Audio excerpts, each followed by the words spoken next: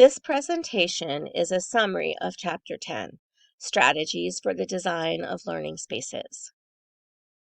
By the end of the presentation, you should be able to identify the two subcategories of designing learning spaces, discuss examples of strategies that fall into each of the subcategories, and apply several of the strategies to your work.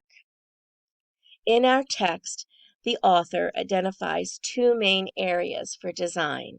The first is layout, navigation, and screen design, and the second is design and configuration of learning spaces. I will be covering these two areas as they're addressed in the text. The first set of strategies are for layout, navigation, and screen design. These are the items that are mentioned in the book: placing feedback near questions or answers, designing to accommodate rich feedback, managing choice, introducing features gradually, shaping the path, and avoiding written instructions or minesweeping. I've grouped these into areas that are similar to help us understand them. The first grouping is feedback. According to the author, and throughout this course, we have learned how important proximity is for material and for learning. In this case, it is critical that feedback is proximal to the answer or the question. So in this case, if the answer carrot were correct, then the feedback correct, carrots are a great source of beta-carotene, should appear close to the answer. The second item under feedback is that our design needs to be mindful of rich feedback and how to accommodate for rich feedback. This is an area where I have done more extensive reading because student reaction to teacher feedback is a potential dissertation topic for me. And so the literature is very clear and very consistent about what students want in feedback and what they expect. Students expect and want rich feedback from their instructors. They do not want a feedback that says great job or nice work. If the feedback does say great job or nice work, they would like to have more feedback that's richer, that explains to them why it's good and what they should continue to do to improve. If something is incorrect or needs improvement, they would like to have guidance in how to do that as well. So as we're designing and configuring our spaces and worrying about navigation, we need to be mindful of the ability to provide rich feedback to the students. The second grouping of strategies in this chapter have to do with choice. And so the first one is managing choice. Experts in a field can handle more choice than novices can. So as we're designing navigation, we need to be mindful of whether we're working with novices or experts. If we're dealing with novices, we would want to gradually introduce features to help manage their choices. But if we're dealing with experts, we would most likely give them more options or more choices because they understand the material enough to make choices. Both of these are ways to shape the path. And another way to do that is by offering simple choices. The author in the text encourages us to think about gaming. When someone is a novice in a game, when the game begins, they have very few options, very few choices, and they have limited tasks they can perform. But as they become more expert in the game, then they typically gain more options, more choices, and are able to accomplish more difficult tasks. We're encouraged to consider the gaming world when we're designing in our navigation systems. The next item in the text is avoiding written directions. This example is taken directly from the text. The top item says click here to start with a start button, but on the bottom is just an arrow. And the preference is that we use the arrow and not the words. People prefer to use symbols and not read everything. I encourage you to look at the screens that you navigate through on your daily life And I think you'll find that most of the screens use the arrows rather than the words.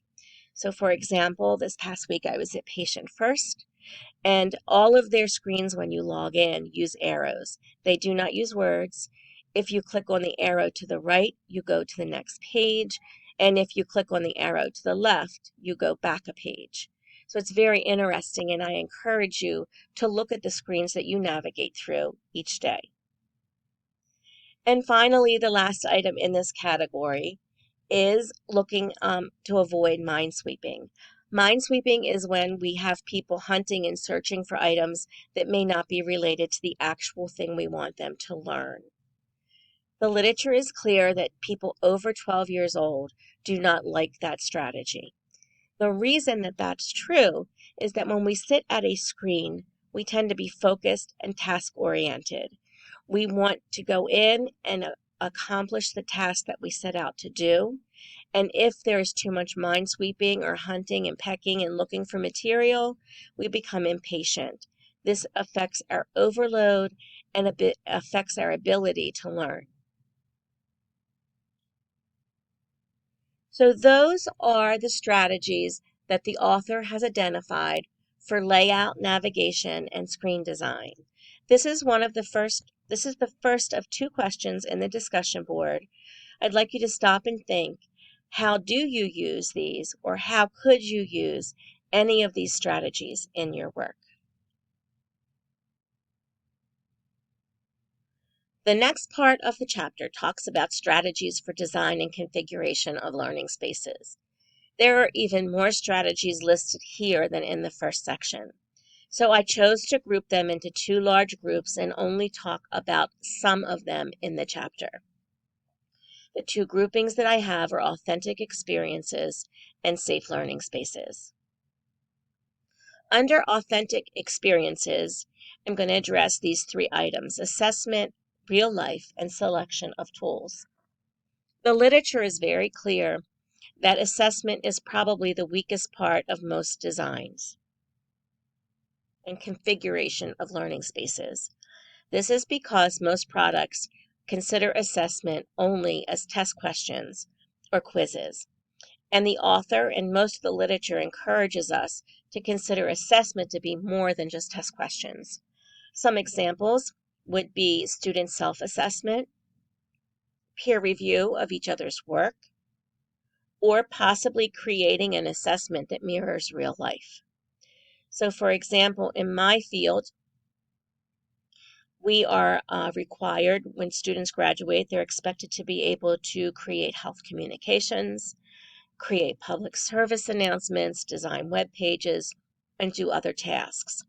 So sometimes in my classes, the assessments are actually the tools that they'll have to create in the real world. They might have to create a public service announcement on a content topic. They might need to create health communication for a specific population, or they might have to design a web page. So those are all different ways to assess learning other than just simply doing tests and quizzes. Next is real life. It is best when learning is situated in real life experiences.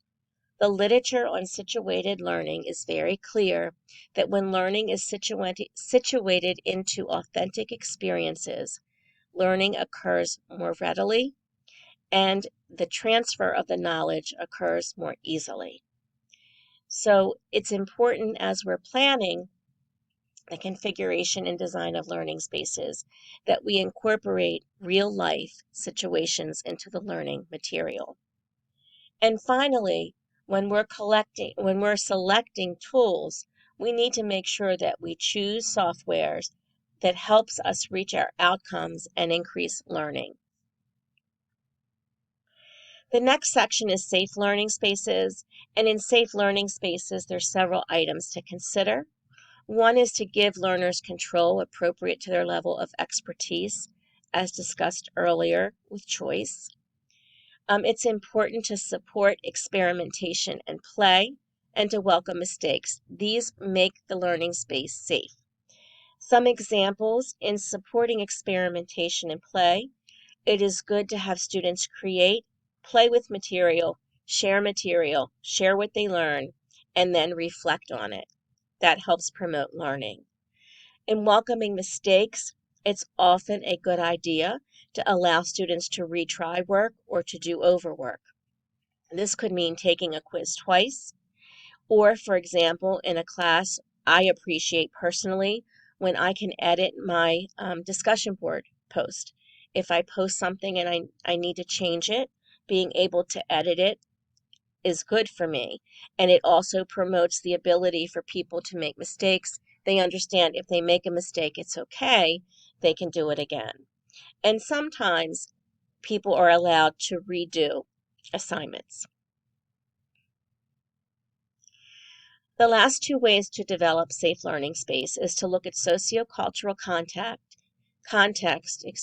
and design for specific learning needs. This requires you to learn about your audience and to understand your audience. The beliefs of Hispanic and Black culture may be different than American Indians or Alaskan Natives. There are cultures where there have always been more than two sexes, and that's a natural part of life, but there are other cultures where that's just beginning. And in regards to age-specific learning needs, you need to understand developmentally where your population is, whether they're young or middle-aged or older. And the one example I wanted to give you for this is the use of screens and technology in people over 65 who are not computer literate trying to get COVID vaccines. Um, I'm in my 60s, but I was helping someone in her 70s get a COVID vaccine appointment. And the amount of screens that we went through and the amount of information that was required would be inhibitive or prohibitive for someone who's older. So understanding that specific age-related learning need would help create a safer learning space where people felt comfortable.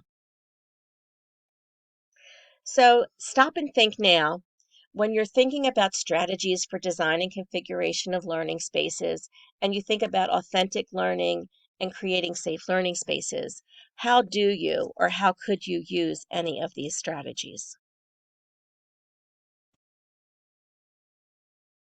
Just to review, I've gone over the two main areas of the text: layout, navigation, and screen design, and design and configuration of learning spaces. Hopefully, you will be able to identify the two subcategories of design, discuss examples of strategies that fall into each of the categories, and apply several of the strategies that you could use in your work when we go to the discussion board. Thank you for watching my presentation, and here are two sources that I used for the presentation.